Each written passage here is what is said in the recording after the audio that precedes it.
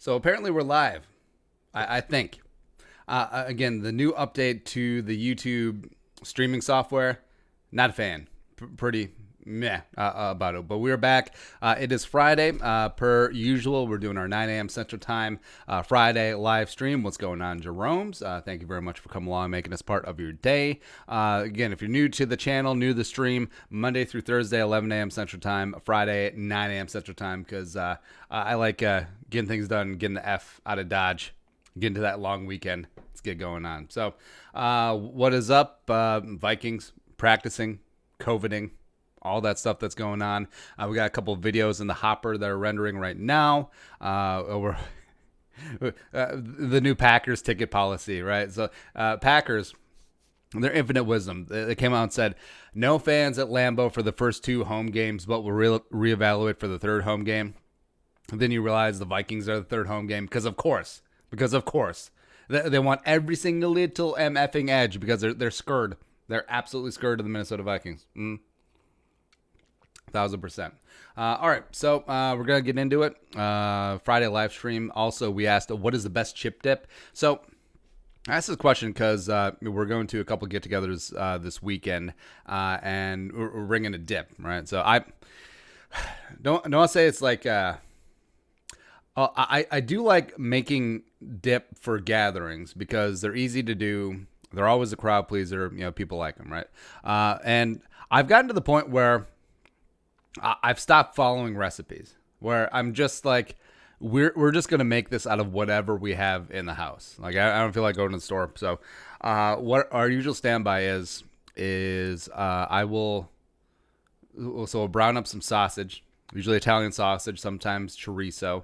And then the only reason why we have Velveeta or the government equivalent or the store brand version of Velveeta is for these dips, as well as if the earth imploded, right? So we, not gonna lie. So I've always been a proponent of being prepared if poop does hit the fan, or natural disaster, things like that. So having your home stocked up with supplies for a couple of weeks, probably a good idea. And then also during the riots up here in Minneapolis, as well as the COVID shutdowns, definitely leaned in on the preparedness. So we do have a lot of the shelf stable Velveeta cheese. Even though it ain't cheese, like it's a suspended, like hydrogenated oil. It's not good for you, but it's how is it so good?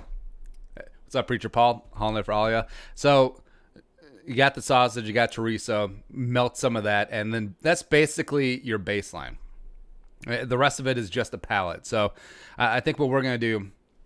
So if you ever buy a bag of spinach. And the wife goes through a lot of spinach, puts it in her smoothies and whatnot. But if you ever let spinach sit and then it gets sort of starts to stink a little bit, sort of meh, just throw it in the freezer because it's still certainly edible if it's not too far gone, as well as you're probably not going to use it up before it actually goes bad. But what it is great for is, so if you have that bag of spinach, once it's frozen, it's really easy to crush up. You can just toss it in soup, stew, if you got a pot roast going, as well as the dip. So everyone loves spinach dip. Everyone loves spinach artichoke dip. So if you combine all these forces, so you got the cheese dip, you got the chorizo, you have the spinach in there, and then I'm sure I'll throw in like onions or something. It's just, baby, you got stew going. It's just really good. It really, soups and party dips are a good way to clean out your fridge. So, all right. The Wolfpack, $3 in the super chat. Thoughts on Zimmer packing a dip dip last preseason? He always packs a dip. All right. Also, so I didn't notice this, but let's see. When Adrian Peterson was drafted in 07, he was packing a chaw. There it is. He's just up there just dipping. This is great.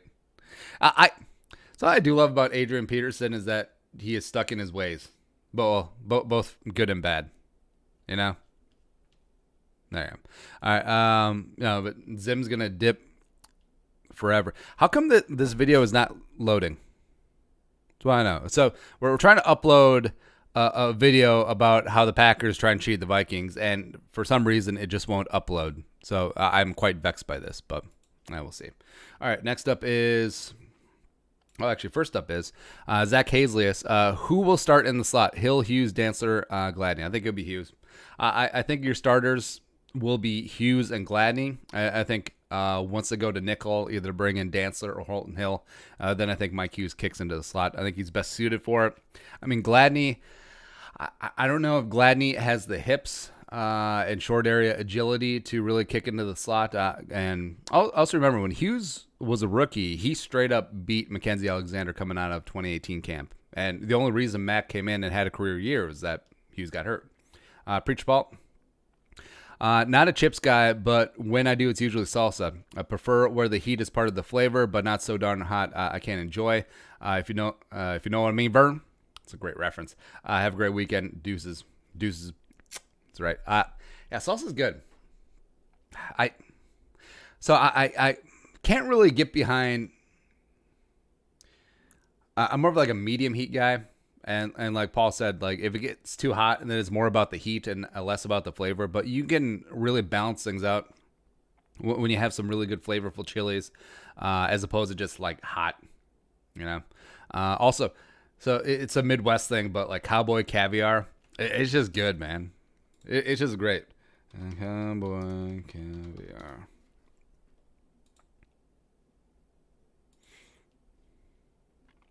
There it is. I mean, Midwestern people know. I mean, they know. Like when that mother father gets broken out, it's a party. As well as, our friend Betsy makes a really good version of this. As well as, I found that fresh tomatoes aren't as good in this as canned tomatoes. As weird as it may sound. All right, so this is, this makes it even more Midwestern, in that this dip is basically all canned. Right, so you have canned corn, you have canned beans, you have canned tomatoes, just like the canned petite diced tomatoes, and then you add in salt, cilantro, maybe some red onion and some lime. Baby, you got stew going. The Wolfpack $2 in the super chat. While the Ben Gideon hate, love the show too. I don't know, he just hasn't panned out. And also, I'm pretty concerned about Gideon being on the pup, because he's probably on the pup for the concussion. And he suffered that concussion in week 11 last year. And that's not good. That's no bueno. All right, next up is Nick Doroff, Top the Tater. Top the Tater's good. It's such a Midwestern thing as well. Which player? Actually, we should flesh that out.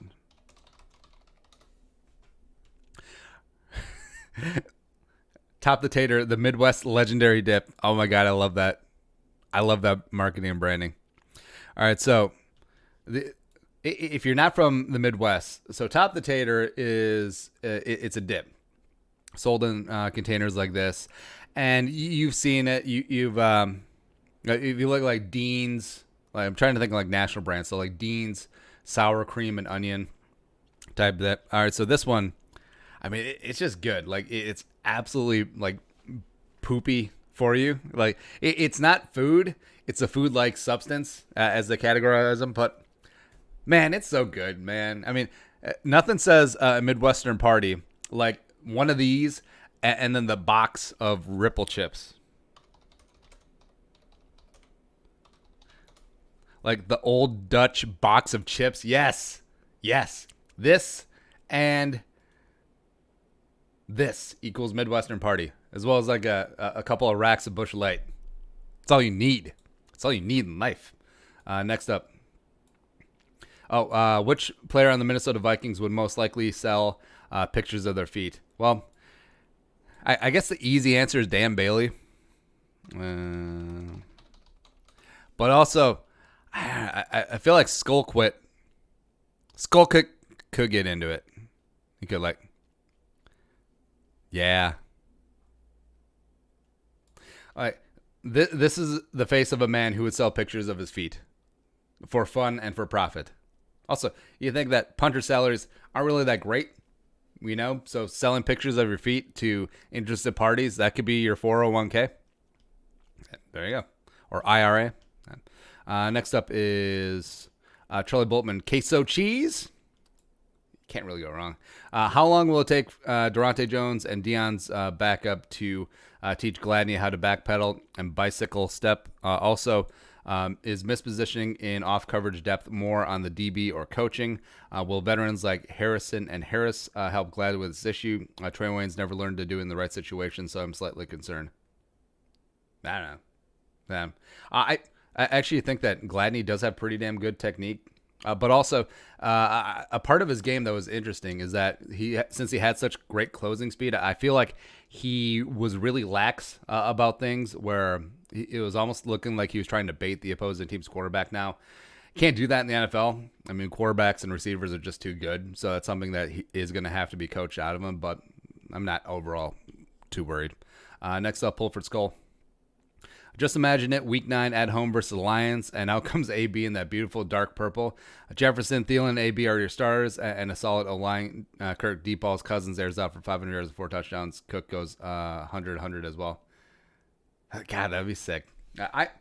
After mulling it over, I'm still on board with taking a shot in the dark on Antonio Brown. And, of course, we got the comments that we knew we were going to get. Well, if you like a broken locker room, then okay. So when is the last time a bottom of the roster, league minimum jabroni destroyed a locker room?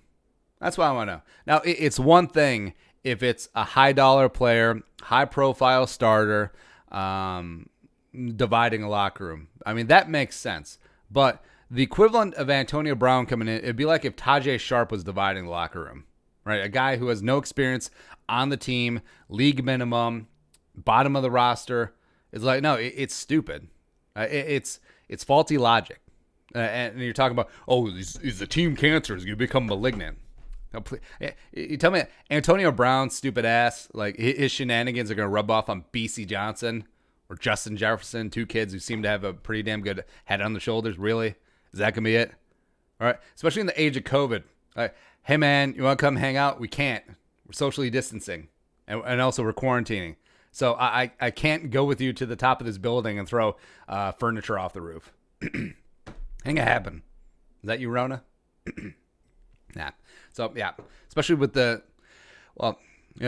talk about, the Vikings have this locker room that's built on culture, on character and leadership and all that stuff, and it's like, that's why you can take on a guy like Antonio Brown. Is because you have such a rock-solid locker room as opposed to, he's going to come in and destroy this thing that you built, please.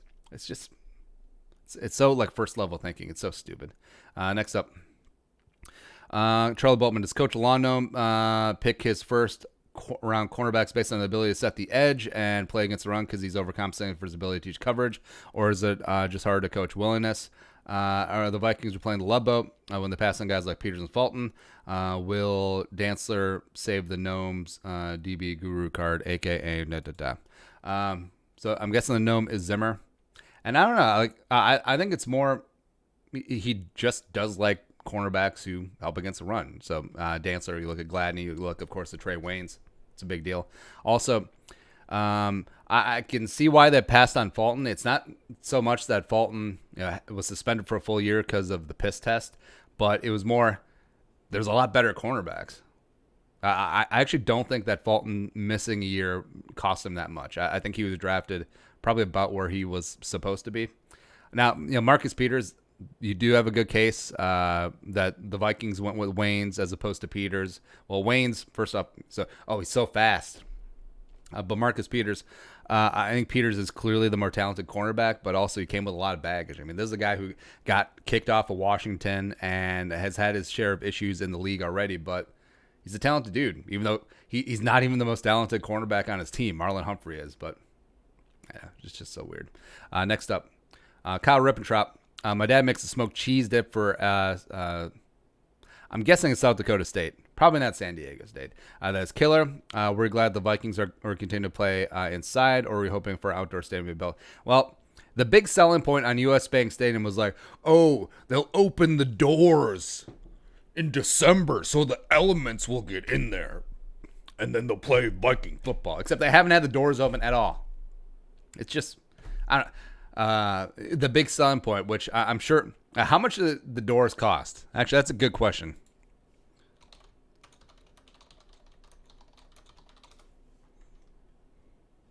All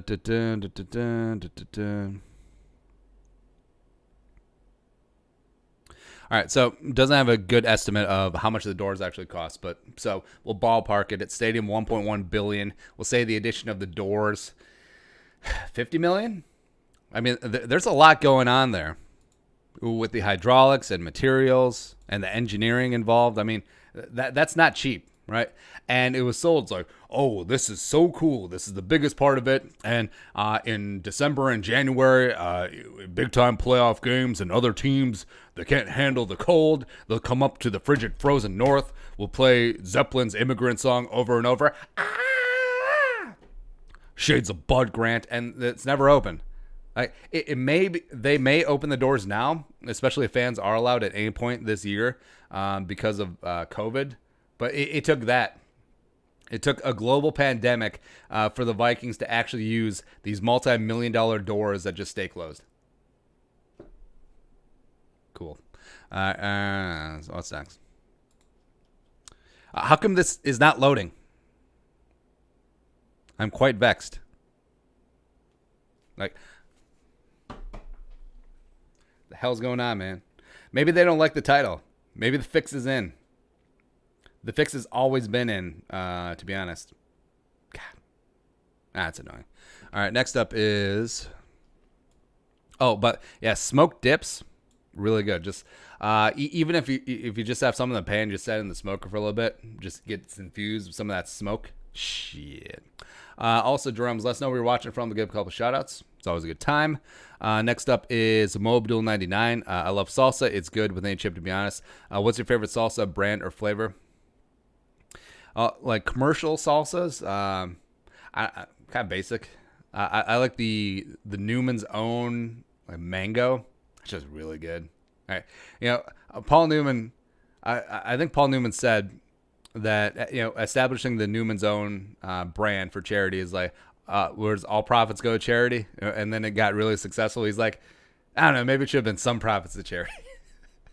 It's actually really funny, but it's an awesome cause. Oakview. Dance is looking good at camp. Also, probably the classic salsa. Yeah. Hearing really good things about Cameron Dantzler thus far. As good as you can look in conditioning drills, as well as walkthroughs, as well as just the way he handles himself in meeting rooms. So that's great. Also, classic salsa. Yeah. Westworld. Overall thoughts on Quick Lube. Do you prefer to change your own oil or have it conveniently done? So I do know how to change oil, except I find it a little bit putsy, especially getting under there, doing this, draining, all that stuff. So I'll just take it into... All right, so we have a local Midas. So we just get all of our work done. We know the owner's really good people. So it's...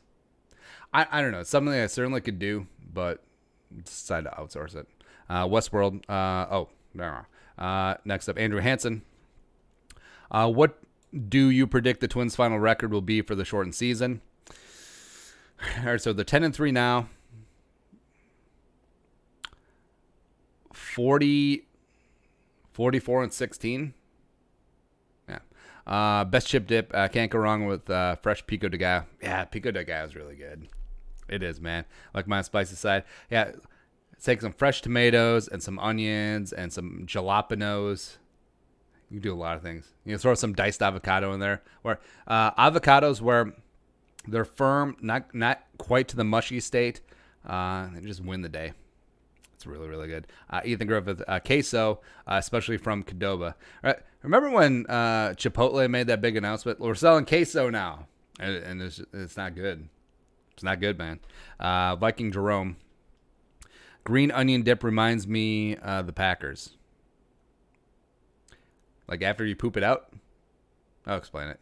All right, so yeah, I freaked my... So I freaked the wife out this morning. So I had leftover coffee in my travel mug this morning, and for some reason I decided to just dump it in the toilet as opposed to like the sink, which is obviously right next to it. So she woke up, and then so we have like the blue flush tablets. because I'm lazy about cleaning things. So you got this bluish, brownish, just like thing in the water. So she wakes up with that. So then she texts me, is like, the city's flushing the hydrants, or did you give birth this morning? Next up is Westworld. Advice for someone with a heavy soda addiction. Well, the easy answer would be like, all right, so just quit a cold turkey. Like you're mentally tough enough, you can do this. But also, like, yeah, there are like legit withdrawals people do have. I think it's more habit than actual like rewiring of the brain. Although the body does get used to that daily sugar rush. Like I don't drink a lot of pop. I do drink a lot of that sparkling water stuff. So LaCroix or we get like the Costco brand, which is, it all tastes the same. So why not at that point?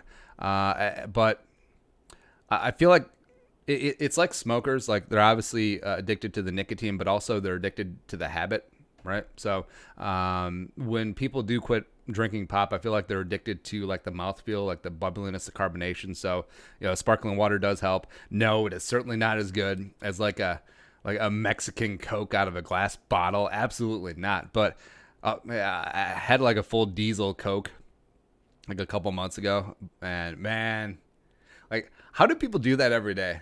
Like I know people like drink like a full like Big Gulp or Big Buddy, just like 64 ounce of pop every single day. It's like, that's rough, man. That's rough. But yeah, well, Westworld, part of it, a major part of it is just going to be suck it up. You can get through it. Like you don't need this, you don't need that. Part of it, it really is just mentally tough. Like whenever you're quitting something, I feel like there can be like 17,000 steps, or you can find every single excuse not to do something. But at the end of the day, it really does come down to you and a decision. Like you are the one who decides to spend money on the pop. You're the one who decides to open. You're the one that decides to drink it. If you decide not to do those things, then you'll break your addiction. And eventually the body just recovers and adjusts. So good luck, man. Patrick Harms. Also, so not really a big advocate of diet soda, mainly because like aspartame, sucralose, like all of those things, like, man, we don't even know about that. Like it could turn out like 50 years from now that aspartame and like all the artificial sweeteners are like a million times worse for you than like sugar or like high fructose corn syrup, which is still bad for you to begin with. But yeah, like all of a sudden, like people who drink a case of Diet Coke a day start growing ears out of their foreheads. That's coming. It's coming. Patrick Harms. If J.D. Spielman is eligible to play the season after transferring to TCU and puts up his Nebraska numbers, you think Rick will draft him? It would be an interesting situation if he kept passing on him. It'd be interesting in the Spielman household, especially if it's a remote draft again. Like J.D. Spielman sitting in his house, and also like the wife and the mom is there, and the rest of the family. They're like, hey, it's round 4, man. But yeah, J.D. When he was on at Nebraska, he was absolutely dynamite. I think that the Vikings could benefit from a player like him. I think he is a dynamic game changer. I think that he's a good return man as well. So, I mean, if you could see him working his way into the day 2 conversation, potentially even probably not round 1, but yeah. Next up, Luke K.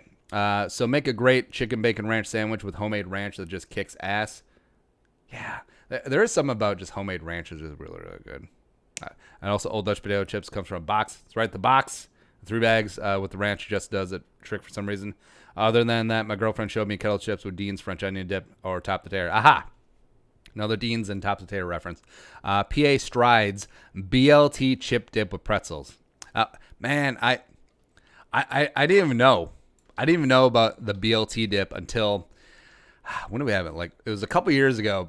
Just some get together, and you think it's like, oh my god, this is so simple and easy, and you didn't even think about it. I mean, basically what it comes down to is like, you got bacon and mayo. I mean, the rest of it is just for like whatever. Like, yeah, you can work in tomatoes. Yeah, you can work in some lettuce, or they got onions here. But you're here for the bacon and the mayo, and a lot of them have cream cheese. You know what it is. Bawa to Ba. Who'll be the backup slot cornerback? Nate Metters. I got Gladney in a pinch. Holton Hill can operate from the slot too. Sure. Sue and Anus. I would say guac. It's first on delicious. Also, Snacks Harrison too expensive. Maybe. I think that Snacks would probably get at least 7. But is that too much for a 2-down player? I don't know. Oh, we said we'd do some shout-outs. That's my bad. All right, Zach Ballas goal from Northern Colorado. What's going on? It's a conspiracy, man. Brian Kukin heading home to Montrose, Minnesota, to Liberal, Kansas, to Mesa, Arizona this weekend. What's going on? Purple Rain, Stinky Paper Mill, Wisconsin. Oh, is that Wausau? I get it. Preach Ball, Hickston rolling back to the cities and done for the week. Awesome. Enjoy the weekend. Mike Benham, Skull from Grand Rapids. What is up? Laker fan. Gotta love the Madden image as the thumbnail. Yeah, I was too lazy to make the normal thumbnail, so I just put Zimmer on the computer, which is phenomenal. I feel like it's really underutilized in terms of the Vikings meme world. You know, the picture of Zimmer on the computer. All right, that's it. Next up is Andy. Spargus JK. IGX. I recently read an opinion piece that realigned the NFL teams into different divisions and or conferences based on things like geography. If you could, how would you arrange the teams? Also, the right answer for the best chip dip is obviously Top the Tater. I mean, Top the Tater is good. It's a Midwest thing, and people just don't understand. I don't know. I'm gonna try and re-upload this video again. Otherwise, I'm just gonna stream it, just so we will not be censored. All right, so next up here, NFL teams map. All right, so throwing out. Oh yeah, by the way, these maps annoy me. It's like, fans by state. Save image. Enhance. Oh, it's a GIF.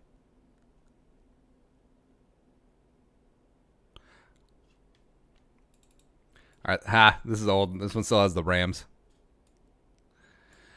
Okay, but yeah, we could work through this. All right, so screwing conferences. You know, if you kept 4 teams per division, I mean, the grouping of the NFC North, I think, is pretty standard. You could have a grouping. Oh, the Rams aren't there anymore, I guess. All right, so Rams, Chargers, Cardinals. Rams, Chargers, Cardinals, Raiders, and Vegas. All right, so that's 4.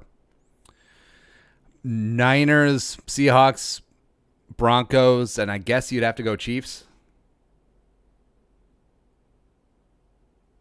Yeah. Cowboys, Texans,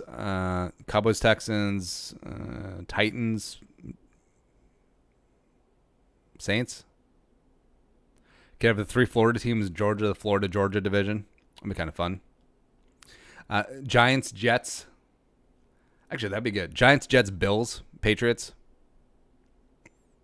Oh, you could have the Pennsylvania-Ohio division. And then who would you have left over? I guess Carolina, Indy, Washington, Baltimore. No, you could do different. So Philly, which is basically New Jersey. Eastern Seaboard plus Carolina, I guess. Yeah, Eagles, Ravens, Washington, and then Carolina. And then you have like the Heartland division. Browns, Bengals, Colts, Steelers. Yeah, I guess that makes sense. Yeah, we'll go with that. Yeah, why won't you process? This is quite possibly the greatest video in the history of mankind. And you're depriving everyone of it. Now, all right, next up is Eric Hansen. As a true Minnesotan, I am going to vote for Top the Tater as the best, but there are many other acceptable options. What do you think about Pat McAfee wrestling Adam Cole at the August 22nd WWE pay-per-view? I have no thoughts on it at all. I really get into pro wrestling. Skull Nation. Afadio Denebo stats projected for 2020. 60 to 75 pressures, 12 and a half sacks, 20 hits, 17 hurries. So I won't be surprised. It will be the next Daniil Hunter and Everson Griffin duo that's scary for every team. I concur. Man, I believe in Afadi. Also, I think that the Vikings have control of Afadi for like 3 years or something crazy like that. Spotlight, Afadi. Since he... All right, so he had his rookie deal as a 7th round pick, and then he was cut. Oh, I guess it is only 2 years. All right, so yeah, restricted free agent next year, and then basically in contract year. Oh, I thought he had an exclusive free agent year somewhere in there, but I guess not. So there you go. Next up, Luke Zacher, barbecue.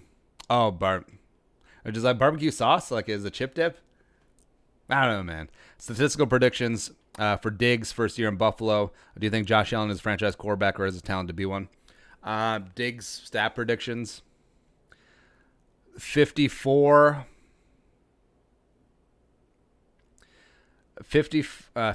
catches, 802 yards, and 3 touchdowns.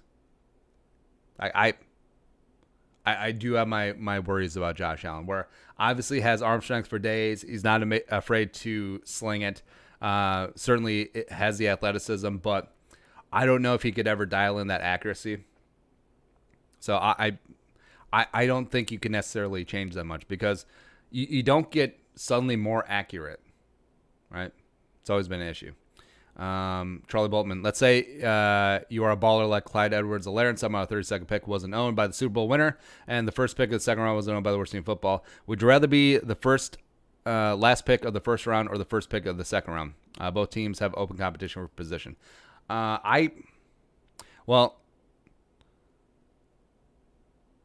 Okay, so first round pick has more guaranteed money. Second round pick doesn't have the 5th-year option. Although the 5th-year option now under the new CBA is fully guaranteed, not just injury guaranteed. So that is a bonus for the player. But also, second round pick, you are a year closer to free agency. So I guess for running backs, since you don't get that massive second contract generally anyway, I mean, just taking the first round money, I think that makes sense. Next up, Zach Ballas. I don't necessarily see Pauling making it. The legislative fighter under Gideon and Smith's asked for training camp. Well, Gideon's on the pup. Cameron Smith, as far as I know, is still on the COVID reserve list, so TBD there. I don't really have a lot of faith in either of them. I don't know why, but I have a good feeling about Metellus this year. Like 3 special teams, forced fumbles, block kicks. It would be great to see. I think he's pretty safely going to make the roster. He might even be the 3rd safety coming out of camp.